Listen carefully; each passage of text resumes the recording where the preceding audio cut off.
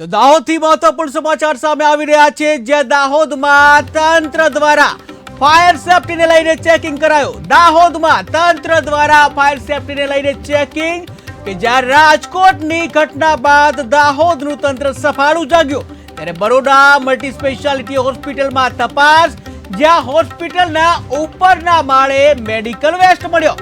ત્યારે 6 માળના હોસ્પિટલમાં માત્ર G+2 ની પરવાનગી, ત્યારે હોસ્પિટલ સીલ કરવાની કામગીરી હાથ ધરવામાં આવી, જ્યાં 8 જેટલા દર્દીઓને ઝાયડસ હોસ્પિટલ ખસેડવામાં આવ્યા. તો મહત્વપૂર્ણ સમાચાર સામે આવી રહ્યા છે દાહોદથી, કે જ્યાં દાહોદમાં તંત્ર દ્વારા ફાયર સેફટીને લઈને ચેકિંગ હાથ ધરવામાં આવ્યું. ત્યારે ઉલ્લેખનીય છે કે રાજકોટમાં અગ્નિકાંડની જે ઘટના બની અને ત્યારબાદ ઠેર ઠેર જે તંત્ર સફાળું જાગ્યું છે, ત્યારે બરોડા મલ્ટી સ્પેશિયાલિટી હોસ્પિટલમાં તપાસ હાથ ધરવામાં આવી, જ્યાં હોસ્પિટલના ઉપરના માળે મેડિકલ વેસ્ટ જોવા મળ્યો. ત્યારે ટીવી સ્ક્રીનના દ્રશ્યમાં તમે એ મેડિકલ વેસ્ટ જોવા મળી રહ્યો છે. ત્યારે હોસ્પિટલમાં માત્ર G+2 ની પરવાનગી, જ્યાં હોસ્પિટલ સીલ કરવાની કામગીરી હાથ ધરવામાં આવી છે. ત્યારે 8 જેટલા દર્દીઓને ઝાયડસ હોસ્પિટલ ખસેડાયા.